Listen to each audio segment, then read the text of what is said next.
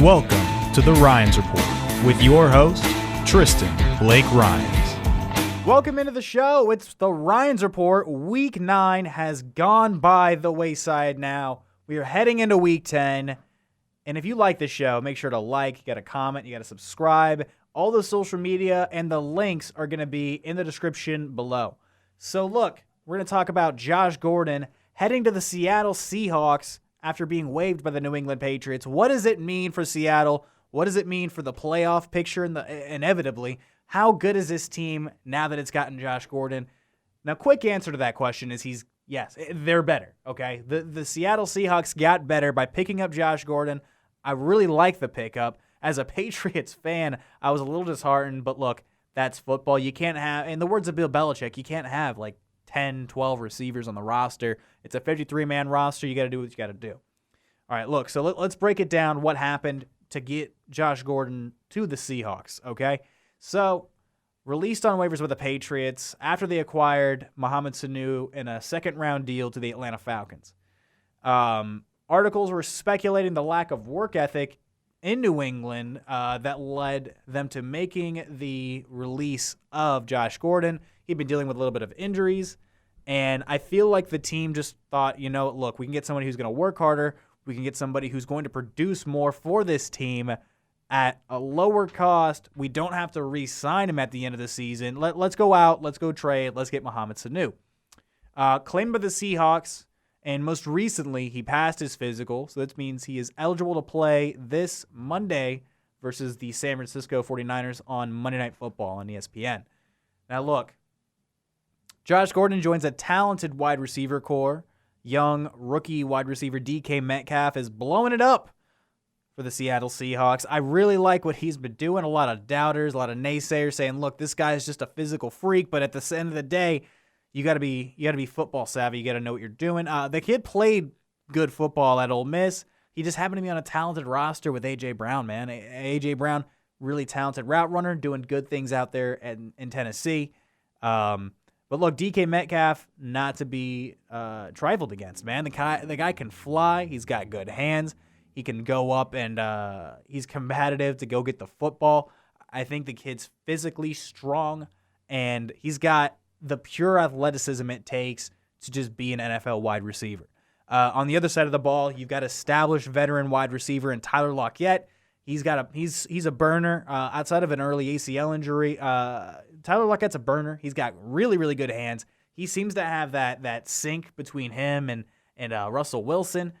Just mentally, they're both on the same page, it feels like, every single play. I like what Tyler Lockett does for this offense. I like what DK Metcalf does for this offense. Jacob Hollister's kind of emerging as a solid tight end. He had a couple touchdowns this past Sunday against Tampa Bay in a really back-and-forth competitive game. Russell Wilson, he's got to be excited to get Josh Gordon, though. He's the MVP of the league so far. We talk a little bit more about that later. He's got to be excited. He was also talking to the Seahawks management about looking into and getting troubled wide receiver. We'll say that, Antonio Brown. But the Seahawks knowing Antonio, look, he's a handful. There's a lot of bad press about the guy. Until all that stuff gets cleared up, Russ, we can't make that move as an intelligent move for this roster. Now, Josh Gordon, like I said, and he's another big, talented, physical target for Russell Wilson to locate. It's going to be a three-headed monster of potential home run hitters for the Seattle Seahawks offense. It got a lot better. This division's very competitive. Look, you got Jalen Ramsey, got picked up by the LA Rams. Richard Sherman's playing some really good football out there with the 49ers. Patrick Peterson with the Arizona Cardinals. Your best corners, Shaquille Barrett. He's good, but at the end of Shaquille Griffin, the Twins, both on the Seattle Seahawks. He's good, but he's not quite at the Pro Bowl, All-Pro level of the three players I mentioned just a few moments ago. Now, when you got competitive, strong corners you're going up against, like your Petersons, like your Ramsey, like your Richard Sherman, you need to have options. Russell Wilson doesn't have to feel bogged down by looking at just Tyler Lockett. And let's say the corner opposite of your all-pro is having a good day. Your options become a little more limited. You have to run the ball more. Look, and now they just got another big weapon in Josh Gordon. Another big target. The guy can go up and he can out-muscle people for the football, man. He's in great shape. Went through a very effective, from what it seems like, rehab stint while he was in New England. And, I mean, I got the guy on Instagram. That man's always staying in shape. Who knows what exactly happened in New England that led to him being put on the IR waiver wire, so to speak. But all said and done, the man's a Seattle Seahawk. And Pete Carroll has to be excited. The offensive coordinator must be excited. There's so many just fun toys to play around with here. You get Rashard Penny in the backfield. Like I said, Russell Wilson. You got Chris Carson. Like I said, Lockett, DK Metcalf, Jacob Hollister's kind of coming out as a good tight end. To supplement there, you've also got Luke Wilson made his return stint after spending some time on Hard Knocks with the Oakland Raiders. So this Seattle Seahawks team just got better. I'm really excited to see what's going to happen in the future for this team. We're halfway through the season already.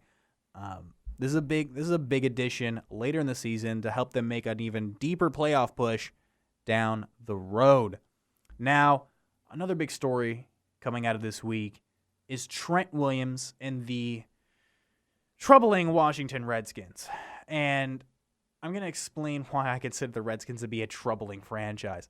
But first, the star left tackle, drafted number 5 by the Washington Redskins in 2010, reported the Redskins after the team refused to trade him at the trade deadline.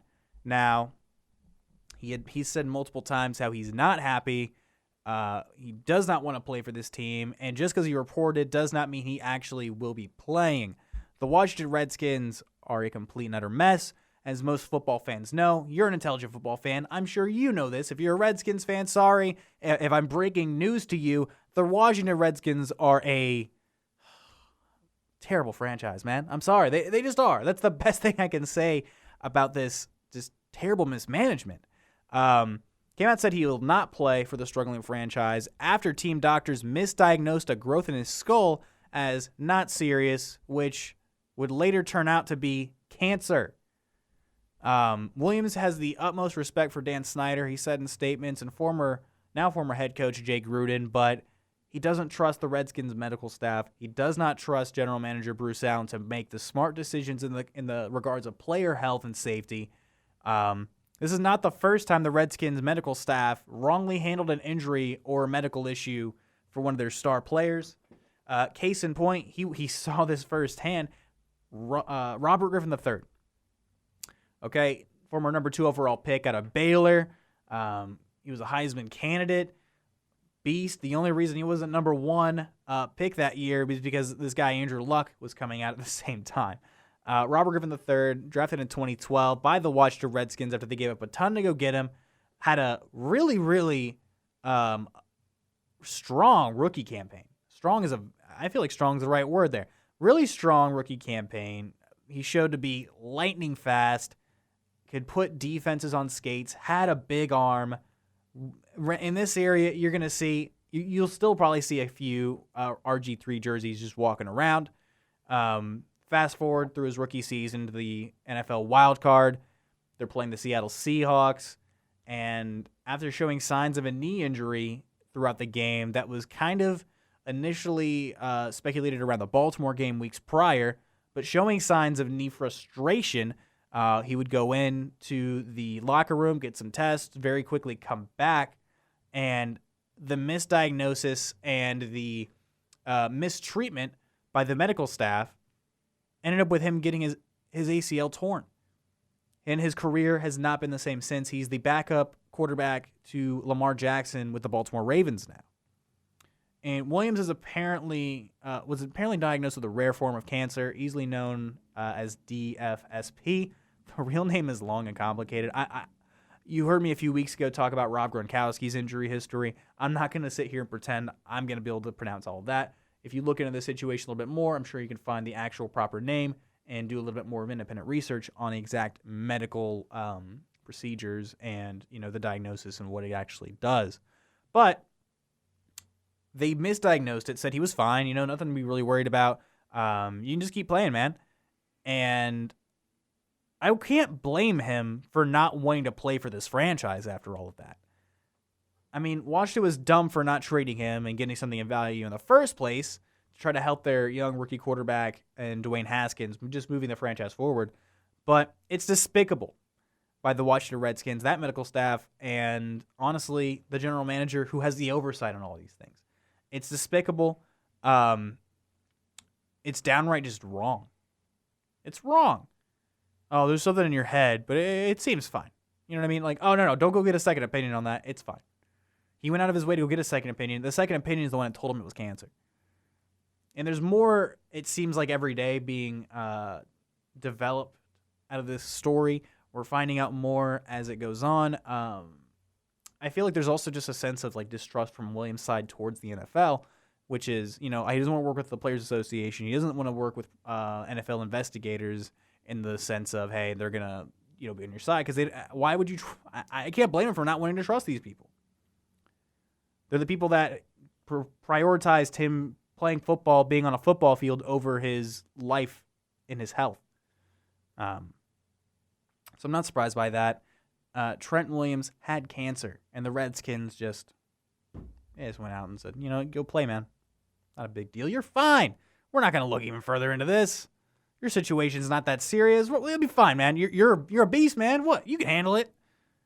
I don't know if they said that exactly. But look, like, it's the mismanagement, it's mishandling of a situation, and you lost your best football player, essentially, because you just put football over health. So let's segue on. Let's move forward. Let's talk about the LA Chargers. Now, LA Chargers are having maybe a little bit of a rocky season. They, a little bit of a tough weeks. They're third in the AFC West. They got a really good roster, but they're not quite where they want to be, I'm sure. I think they're like, what are they, 4-3, something of that nature. They're competitive as a roster, but they're not where they should be, right? Well, another issue the Chargers have outside of just their play on the field is just legitimate consistency with a fan base. Moved out of San Diego a few years ago, even though lots and lots of fans in San Diego were very, very upset. They wanted to keep the team there. But, owner Dean Spanos voiced, look, we're moving to LA, kick rocks. Sorry, Qualcomm Stadium, it's just not working out. We're going to go to this nice, fancy new stadium. We're going to, share it with the LA Rams, and we're going to try to develop a culture and a fan base in Los Angeles. At the time, business is business, whatever. In hindsight's 2020. But look, now there are rumors they could be the franchise sent to London. Lack of consistency this season on the field is almost mirrored by the lack of consistency they have in the support by the citizens of Los Angeles. Steelers, Packers, Eagles fan bases have taken over Dignity Health Sports Park any given Sunday. It's notable that this stadium, it's not even like a legitimately like NFL size stadium. I don't think their capacity is even over 40,000. Let's see here. I want to make sure I'm giving you guys the correct number. Stadium. Let's see. What's the capacity? Capacity 27,000. So they can't even fill up Dignity Health Sports Park in Los Angeles with Charger fans. 27,000. I'm really nervous to see what it's going to look like when they open up the new stadium for the shared stadium for the Chargers and the Rams, and of the 65,000 seats that are probably going to be in there, it's just a lot of empty space. That's a realization. I think it's the thing that the National Football League is scared of, and they should be. They should be scared that people are not going to be showing up for these Charger games. And it's not from a lack of the Chargers just being a solid football team. Even last year when they were really, really good and they were something to watch, people weren't going out of their way to watch the Chargers. They just weren't. And there's something about, I think it's just a weird position. I mean, you got all sorts of cities that could be looking for NFL teams. I know the NFL has voiced that they're looking into London. They're looking at moving a franchise there. And these have been rumors for what feels like a decade now, ever since the NFL took the initiative to go across the pond, go overseas, go play a few games in London. They have a few soccer stadiums that are equipped to handle NFL games, and they sell out there. Teams in London, doesn't matter who it is. Jacksonville Jaguars, Tampa Bay Buccaneers, New England Patriots are up there once. The at the time St. Louis Rams, the LA Rams, doesn't matter who is there. They sell out. London has a fan base, and that's what the National Football League is looking at. They're looking at this market that they've taken some steps towards. They're like, hey, look, across the pond, man, all those Brits, they love football. They're a big fan of the NFL. NFL UK is going well. And managing director of the NFL UK has also voiced, I think we've proven the fan base is here. The fact is we sell out games for pretty much any type of matchup, and the fan base will come out and support it. So I think that the test has been met. I mean, if London's looking for an NFL team, I could very well see the Chargers. Years ago, before the Jaguars made some playoff appearances, they were rumored to be the team that could possibly move to London.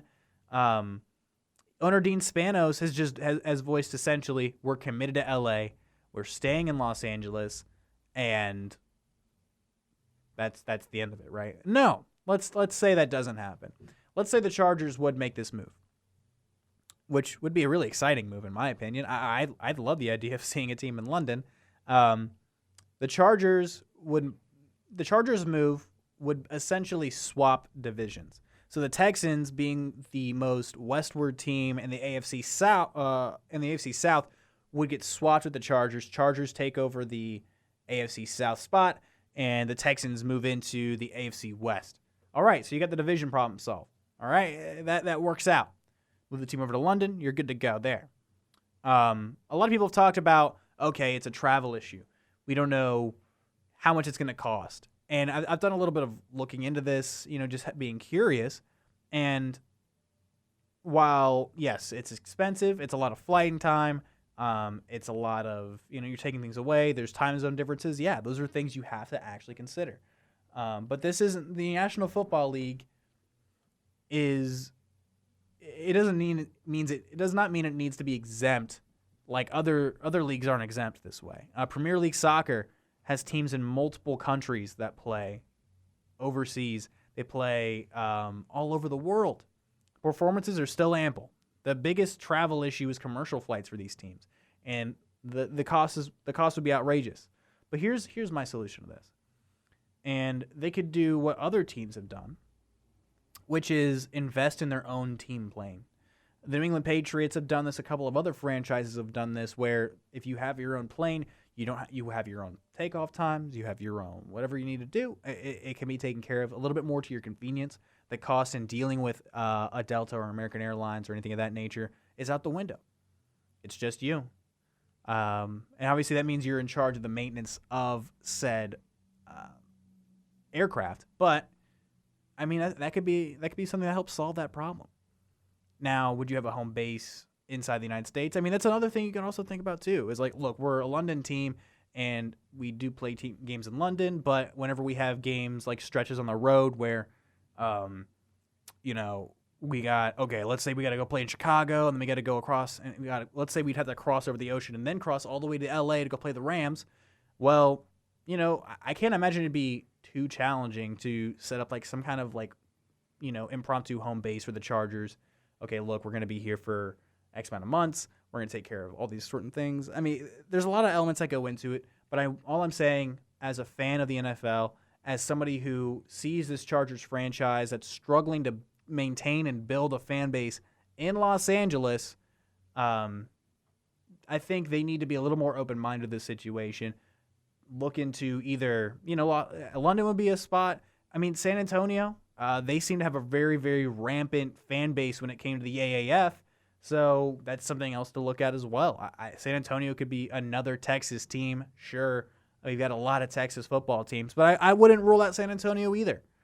The AAF was a really good experiment. We could see that, hey, look, no matter what league of football it actually is, San Antonio, they show up to go watch football. So that's just a couple of thoughts. Why can't the Chargers get a fan base? I'm not exactly sure. I think it being in LA, competing with the LA Rams, who've seen some recent success, They've been to the Super Bowl. They got a good coach. They got a good squad. It's hard to compete with that. And look, the Chargers, all due respect, they got some good players. They got Keenan Allen. They got Phillip Rivers. But they just don't have that kind of that early track record. And I'm sorry, that's just the way I'm seeing it. Mitchell Trubisky is asking the Bears staff to turn off TVs. Now, look, if you listen to the show for the past few weeks, I've got no love lost against the Chicago Bears. It's not like I have something against them, but, dude, Mitch Trubisky's awful. He's asking Bears staff to turn off the TVs because he doesn't like the chatter. And, I mean, sure, nobody likes to hear they're doing a bad job. But when you're actually doing a bad job and the claims are being substantiated by you doing a bad job, it's kind of like funny when you're like, oh, I don't want to hear that I'm doing a bad job. And it's like, yeah, sure, nobody likes to hear they're doing a bad job, but you're not doing anything to change that narrative besides asking your team staff to just turn off the TV. I hope he deletes social media because he's going to get it all over social media too. You think that man doesn't get alerts on his phone? Come on, man. Look, his stats in 7 games this season: 5 touchdowns, 3 interceptions, 1,217 passing yards. That's not very good. All right, we'll just put it that way. I want to say he's outside of the top 32 quarterbacks as far as rankings right now, and I want to say, like I heard on the Herd with Colin Cowherd, all due respect, he's like the 51st ranked quarterback in the NFL right now, which would basically make him the worst quarterback in football, right? In year 3, the former number 2 overall pick is being talked about in trade rumors that they need to get a new quarterback. I've talked about it on this show before. Cam Newton, of course, Teddy Bridgewater, Andy Dalton, Gardner Minshew. Those are all names that are being thrown around as the next quarterback in Chicago. Look, in a message to Mitchell Trubisky, we're keeping this segment pretty short. You're the one holding this team back. And the only way that your situation improves is you play better. You take some more risks, or you literally just stop being so worried about, oh, am I going to throw an interception? Or because then you're not passing the ball. You've got everything working in your corner. You got Coach of the Year, Matt Nagy. Top 10 defense, you got Khalil Mack. You got Eddie Jackson. You got Kyle Fuller. You got Roquan Smith.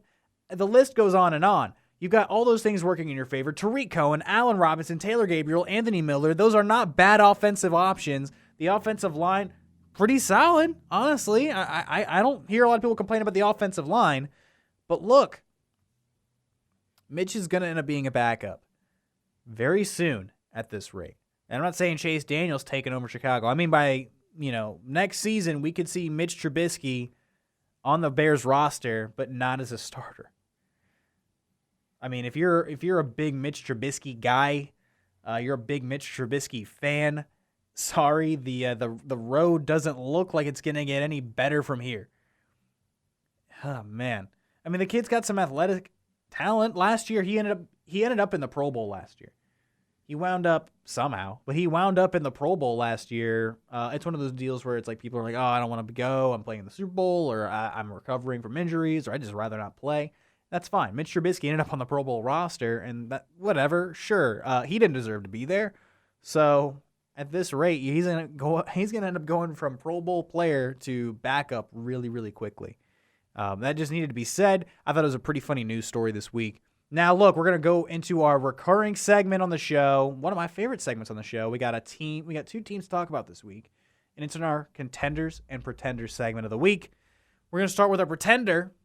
And usually the way I break this down is a pretender is a team that, thinks they're hot stuff. If they have expectations, and they're just not living up to the hype. Well, look, the pretender this week is definitely the Tampa Bay Buccaneers. You cannot center this entire offensive attack around Mike Evans. These last few weeks, he has been the entire offense. The hallmark win the Tampa Bay Buccaneers have this season is against the LA Rams, which they wouldn't have won on the back of Jameis Winston if Ndamukong Suh doesn't pick up a fumble and run into the end zone. So, yeah, Mike Evans is the entire offense so far. He's amazing and all, but he won't carry you past the Saints or the Panthers in the division. The running game is very inconsistent. It's averaging 99 yards a game, 19th in the NFL. So 3.4 yards per carry is I want to say it's the worst in the NFL. And Ndamukong Suh has been a big, expensive signing that outside of that win hasn't moved this team forward. Shaquille Barrett, on the other hand, one of the defensive ends, is having a breakout season, and he's got 10.5 sacks at past week 9. Heading into week 10, he's got a sack at least once a game. That's good numbers. Jameis is obviously not the long-term solution to this Buccaneers offense. Bruce Arians, the quarterback guru, he's worked with Andrew Luck, Ben Roethlisberger, Carson Palmer. He's worked with some really good quarterbacks in the past, and even he can't turn Jameis around. He can't stop Jameis from throwing interceptions, and Jameis has 12 in the season. Of the remaining games they have, because right now Buccaneers are 2-7 at the week 10 mark. They got Arizona. Let's say they could beat Arizona. I'm a little hesitant to say that, but let's say I give them the benefit of the doubt and they could beat Arizona this week. They're going to lose to New Orleans. They're going to lose at Atlanta because even the Falcons, as inconsistent as they are, I don't know if they're going to drop a game at Atlanta. But let's say maybe they do. Let's say Arizona beats them this week. I think it's one of those two games they're either going to drop or they're going to win. But you don't get both. All right, so look, excuse me. Let me start this over. You're going to lose to Arizona. You're going to lose to New Orleans. You're going to beat Atlanta. Indianapolis, you're going to lose. You're going to lose there. You're going to lose at Detroit. You're going to lose against Houston. Let's say you beat Atlanta again to finish out the season. You're going to finish the season 4-12. I mean, a top 5 or 10 pick. I mean, the way this year's going, it's going to be Miami, Cincinnati, Washington, and then maybe the Buccaneers. Who knows? But the Buccaneers are pretenders. And I think the biggest reason why I say they're pretenders is they're pretending that Jameis Winston is a long-term solution. They're thinking, Jameis Winston, he's solid, man. Number 1 overall pick. A lot of upside here. No, there isn't.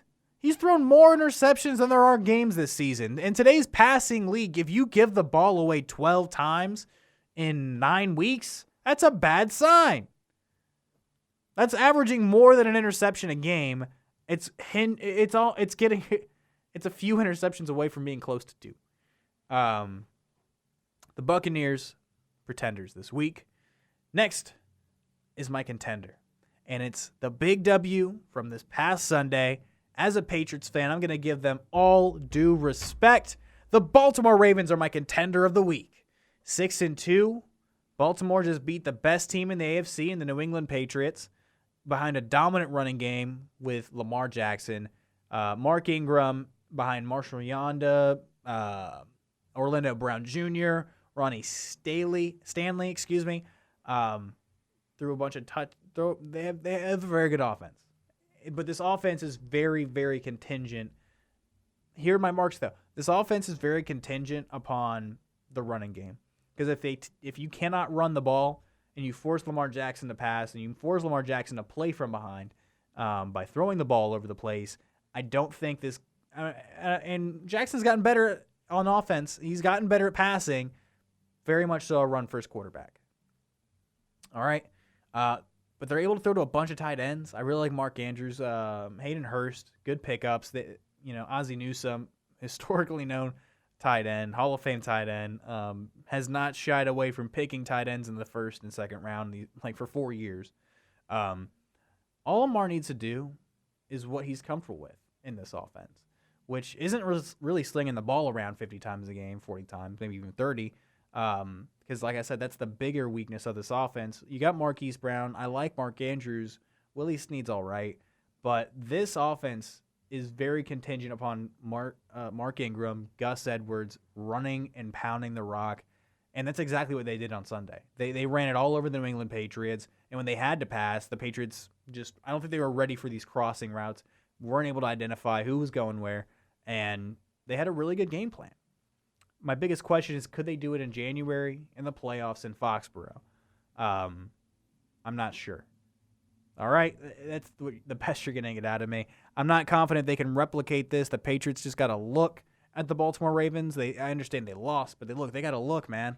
Sometimes that's all it takes. They saw what worked well, what didn't, And I don't think this offense is going to change and shuffle around too much in the next, let's say, 10 weeks. I'm just not confident in it. But the defense is going to obscure victories. Secondary play is only going to get better. Earl Thomas III, Marcus Peters, Marlon Humphrey, and Jimmy Smith, they all looked pretty solid. The biggest question is keeping this offense in rhythm. That's how they're going to win games. Like I said, running the football, making sure defenses have no idea who's going where, who's getting the ball, who's not. Because you saw the Patriots defenders not sure who was getting the ball. They're going to do the best they can to put themselves in the best situation to pick up the most yards on the ground. So the Baltimore Ravens, book it. My contender of the week for Week 9. A big fan of what they did on Sunday. Even as a Patriots fan, some frustration there. But look, they're legit. I'm taking the Baltimore Ravens seriously. Potentially the biggest threat outside of maybe a Patrick Mahomes Kansas City Chiefs to New England in the AFC. They're a Super Bowl contender. I like what Baltimore's doing. And the division's wide open. The Browns are suffering. The Steelers, they don't have Big Ben. They're not consistent. And the Bengals are arguably the worst team in football. Let's see. The Ravens' remaining schedule could be favorable to them. Let's see here. They got the Bengals next week. That's a W. The Texans in Baltimore. That's going to be a good game. Let's say maybe they lose to the Texans. The Ravens got the Rams after that on the 25th. Maybe we'll give them the win there, right? 49ers. I'm sorry. I'm gonna give you the loss. 49ers defense is so good. The Bills, the Jets, the Browns, and the Steelers. They got this is a little bit of the thicker end of their schedule, I will say, but not so thick that they can't squeeze out some really solid, easy wins, as well as some prove-it wins. And this past Sunday was a big prove-it win to me. Now, let's move into and this is going to be a reoccurring segment. I'm going to bring this up now. We're about a little more than halfway through with the season, so let's talk about some of these mid-season awards. I've only got 4 names, 5 awards, 4 names. All right? Let's start with our MVP. I said it earlier in the show. It's Russell Wilson. 69% completion percentage, 2,500 plus passing yards, 22 touchdowns, 1 interception, 118.2 passer rating. I love what Russell Wilson's doing. This team is a Super Bowl contender on the back of him. They got even better with Josh Gordon. Right now, Russell Wilson's running away with the MVP. All right, the closest person is tailing him is our offensive player of the year so far, and Christian McCaffrey. McCaffrey on an interesting Carolina Panthers squad. He's got 800. He is the entire offense up to this point. Kyle Allen is doing okay, doing a solid job, but this offense is Christian McCaffrey. No Christian McCaffrey. Kyle Allen's a lot worse. 881 rush yards, 363 receiving yards, 10 touchdowns on the ground, 3 through the air. He's a touchdown machine, man. This would be a really nice season for anybody else. Christian McCaffrey's just that guy, man. The Defensive Player of the Year award is also the Defensive Rookie of the Year award right now. Nick Bosa. He's playing really good football. 7 sacks to this point. I like that. 1 interception, a forced fumble, 11 tackles for loss, 21 total tackles. Nick Bosa's tearing apart opposing left tackles. I think he's brought this entire defense to a head. I think without Nick Bosa, you have to bring so much awareness over just to that corner. It's letting the rest of that defensive line work, which means they're getting to the quarterback, which means the secondary is being able to make plays. The linebackers are just having to make plays in space. You see the ball, go get it. I like what Nick Bosa is doing. He's a rookie. He's playing like a straight-up all-pro. I like what he's doing a lot. Can he maintain this for another, can he maintain this for another 9 weeks? We'll see. Or excuse me, another 8 weeks. We'll see what he can. I'm really hopeful. I like what the 49ers are doing, man. Nick Bosa's good. Book it. Midseason award right now. Nick Bosa's the Rookie and Player of the Year for the defense. And the Offensive Rookie of the Year is not going to be Gardner. I know we like voting for him on the NFL website, but he just got benched. And I'm sorry, you can't get benched and be the Offensive Rookie of the Year. It's going to be Josh Jacobs for the Oakland Raiders. He's playing really good football. 740 rush yards, 6 rushing touchdowns, 4.9 yards per carry, and 102 receiving yards. I think he's essentially what's making this Raiders offense chug along. He's making this team work. I like what Josh Jacobs can do. He's going to be a good running back for years to come. He doesn't quite have that lightning ability, like lightning in a bottle, like Saquon Barkley or like your Ezekiel Elliott or anybody of that nature. But he's a good downhill runner, and I contribute a lot of the success of the Oakland Raiders being 4-4 to Josh Jacobs. Look, we got power rankings for you. Number 10 all the way to 1. We're going to start at 10. We're going to way down all the way to number 1. And there's been some shuffling this week, okay? Like I was saying a little bit earlier, the Ravens with a big win over the New England Patriots, who were previously number 1, knocks the Patriots out of the number 1 spot. All right, so a little bit of a shakeup this week. Number 10, and okay. I'm going to explain this before I actually tell you who the pick is, but I think you're going to be able to figure this out as soon as I start getting into it. I talk a lot about how this team is a pretender, how they're not legitimate, and they will likely end up above 10 wins, but I think that their road to 10 plus wins is complete and utter BS. All right, we'll just call it like I see it. I'm putting the Bills here at number 10 for that reason, but also because everybody below them, including the Cowboys, the Eagles, a number of other teams, they've lost games that they had no business losing. The Bills also beat the Eagles, and the Cowboys lost to the Jets. Honestly, the loss to the Jets is still what's kept me from putting the Cowboys into my top 10. The Bills are solid, but I don't know how solid. And that's why I'm putting them at number 10. The offense is kind of a mess. I've told you a number of times. The defense is legit. All right, so number 10, the Buffalo Bills. Number 9, the Minnesota Vikings. I understand just beating the Redskins doesn't really mean a lot, so they had that big Thursday Night Football win at home against the Washington Redskins. Take it as you will. But Kirk Cousins has looked good this season, and I attribute a lot of that success to a functional offensive line. Without this offensive line, the Minnesota Vikings are complete trash. No, not complete trash. I'm over-exaggerating. But look, they're definitely not nearly as good as they are now. The potential for this Vikings team, it only improves as the offensive line play becomes better. So I like the Vikings. They're 6-3. They're my number 9 team. I think they could very well beat everybody below them on this list, and they got a really good shot to do that this upcoming Sunday against the Dallas Cowboys. So number 9, book it, the Minnesota Vikings.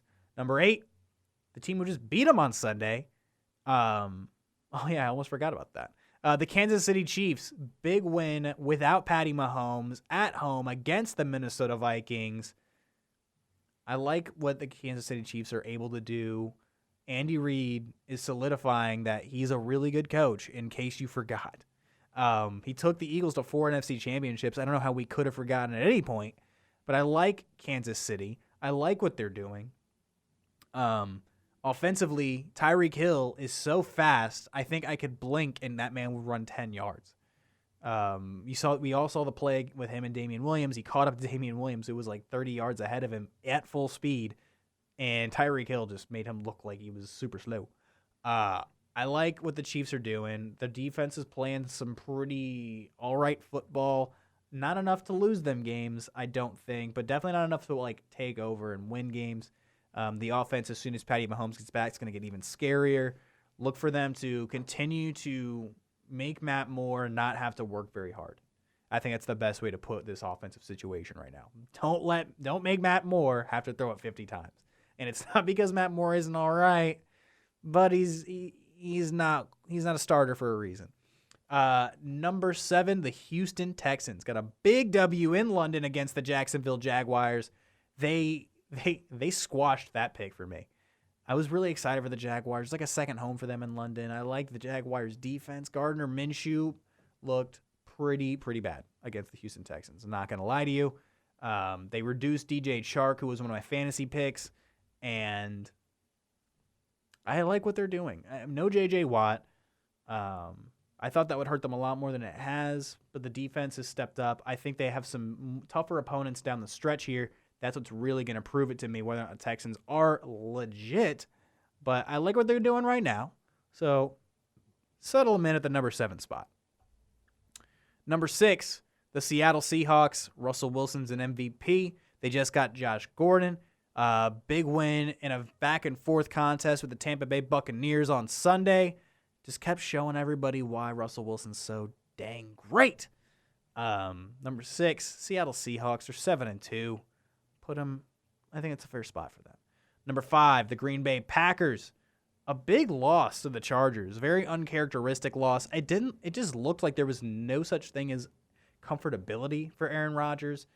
There was no aggressiveness by the Packers offense in L.A., in front of 27,000. They had all the fan support there, like I said earlier in the show. But, weird loss, but I don't think they're going to drop that much further down. I think they use this as inspiration. Sometimes you need to take a loss like this to become better. So give me the Green Bay Packers at number 5. Number 4, the Baltimore Ravens. Now, if you're a Ravens fan, you're going to be upset. You're like, why aren't the Ravens above the Patriots? Because I don't know if they could do this twice. And that's the big thing, right? That's the biggest takeaway. I think the Ravens could beat the Patriots again down the road, but I'm not going to book that, and I don't know if they're still I don't know if they're legit. I don't know how legit they are. I think the biggest thing holding it back for me is they lost to the Browns at home. They had everything working in their favor, I will say. They're coming off a bye week. Offense, very unique, but New England's got to look at it. It's going to be interesting to watch in the playoffs. But I like the Ravens a lot. Put them at 4, 6-2. If you're a Ravens fan, you're gonna comment and say I'm a hater. So I'm not. This is the analysis, okay? Number 3, the New England Patriots. Their first loss of the season. They're going into a bye week. It always seems like they lose going right towards the bye week or at least a week before. The Patriots got a lot to work on. Offensive line needs to get better. I think when this team is healthy, they are a much better team than the Ravens. As soon as they get Isaiah Wynn back, they get N'Keal Harry back into the lineup, so to speak.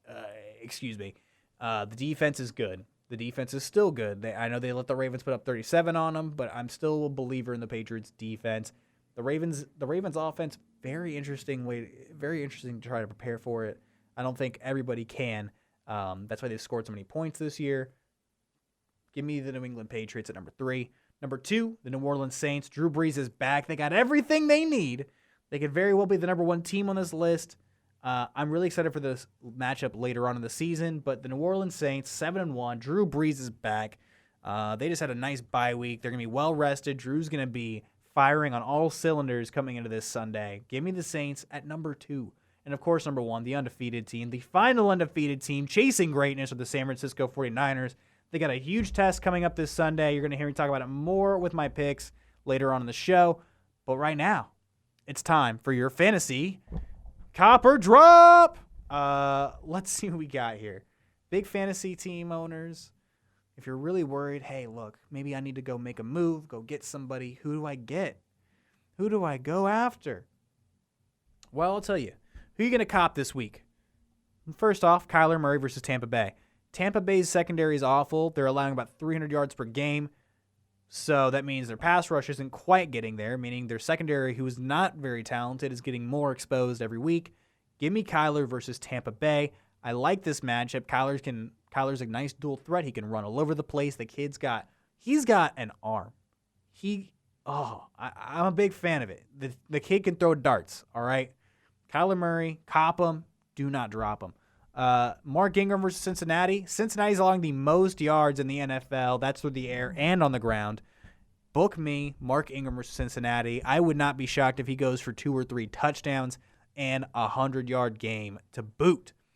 Phillip Rivers versus Oakland is the final cop of the week versus Oakland. Oakland's allowing the most passing yards in the NFL.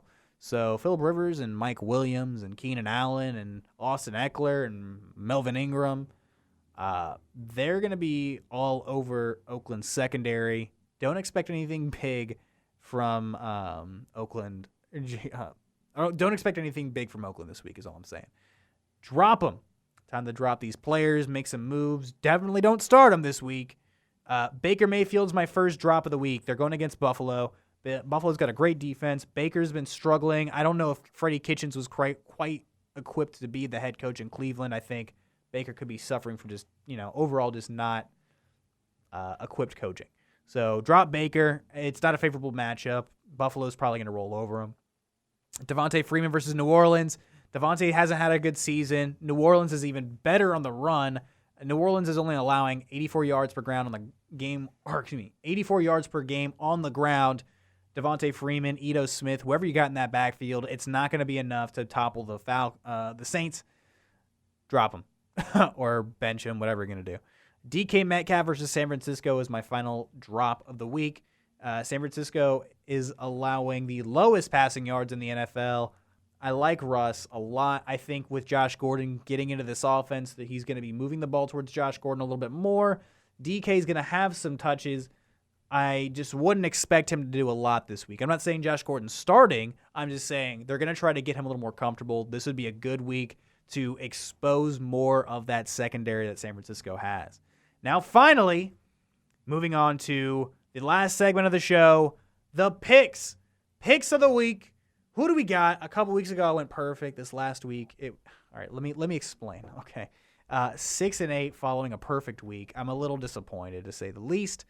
But overall, 35-22. I'm doing better than. I'm picking more wins than I am losses. Okay, so give me credit where credit's due. I think I'm having a pretty solid year so far, considering that we started the show around week 5 of the NFL season, and we're already walking into week 10. So look. 35-22 over 5 weeks. I'm okay with that. Thursday Night Football. Tonight, Thursday Night Football, the LA Chargers and the Oakland Raiders. I just explained why Phillip Rivers is going to trample the Oakland Raiders defense. That secondary is not equipped to stop what the LA Chargers are bringing. Give me the LA Chargers. Let's see here. Let's make sure that's updated. Weird. Detroit at Chicago. Chicago still can't score points, man. I just did a whole thing about Mitch Trubisky being bad, and he's paranoid. There's no confidence in this quarterback. An unconfident quarterback doesn't give me any confidence. Shouldn't give the rest of that squad confidence. Give me Detroit and Chicago. Baltimore at Cincinnati. Cincinnati is garbage. So give me the non-dumpster fire. Give me the Baltimore Ravens. They're good. They're going to move on to 7-2. Buffalo at Cleveland. I was just talking about Baker not being that great. I don't think Kitchens is equipped. There's a lot of – apparently, they keep saying this on NFL broadcasts. Kitchens doesn't seem to be putting together the small things. It's showing on the field all right. They got all the talent in the world. I think this definitely just comes down to coaching. I like John Dorsey as a GM. So give me Buffalo. That defense is just gonna roll over Cleveland. Kansas City at Tennessee. I like Kansas City. I think Tennessee's inconsistent. Give me the team that's fired up. Going on the road, give me Kansas City. Atlanta at New Orleans. Off a bye week in New Orleans. It's going to be loud and raucous. Give me Drew Brees and that elite offense in New Orleans. Give me the Saints. New York Giants at the New York Jets. This isn't really an away game, so this is the Giants versus the Jets at home. Giants fans have more to hope for this season. They're going to get a better crowd turnout. I like the Giants more because the Jets are just that bad. Give me the Giants. Arizona at Tampa Bay. Give me Arizona. Tampa Bay is not consistent. Expect Jameis Winston to get pressured, and when he gets pressured, he throws picks. Kyler Murray's going to have a good game. Mark my words. Miami at Indianapolis. Indianapolis, even with Brian Hoyer at quarterback, possibly this week, they're not confident that Jacoby's going to be suiting him up. T.Y. Hilton's out for a few weeks even. Still, give me Indianapolis. Carolina at Green Bay. Carolina's offense, I don't know if they're going to be able to keep up with an angry Aaron Rodgers. I think Rodgers is a little upset with his performance last week. Look for him to be slaying the ball everywhere. Devontae Adams going to have plenty of looks. Give me the Green Bay Packers. L.A. Rams at the Pittsburgh Steelers. The Pittsburgh Steelers are so inconsistent that I will not pick them this season. The L.A. Rams are my pick here. Even Todd Gurley playing like 30% of the snaps will do just enough to get them the win. Sunday Night Football, Minnesota at Dallas. I like this matchup almost as much as I like the Monday Night Football matchup.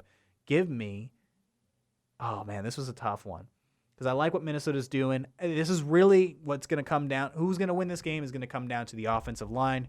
Dallas has a great offensive line. Minnesota if they can maintain offensive line, they have a good chance in this game. But give me the home team. Give me the Dallas Cowboys. Monday Night Football, Seattle at San Francisco. Now, San Francisco 49er fans, I think this is where the pursuit of the undefeated season ends. Seattle's going to walk into San Francisco. They're going to be fired up, and I think I'm going to just take Seattle, man. San Francisco showed a little bit of some weaknesses against Arizona. They're beatable. This is a beatable team. They have a good defense. I like Seattle a little bit more. Give me the MVP. Give me Russell Wilson. But San Francisco could very well win this game on the pass rush. If Nick Bosa's getting in that backfield, it's going to be a whole different game. So it's going to round out the show for us this week. Thank you so much for tuning in. And, of course, like, comment, and subscribe. Come on back next week. If you get the bell on, you'll know exactly when the show is updated. Your Thursday Night Football preview heading into your football weekend is the Rines Report. Come on back next week, guys. Take it easy.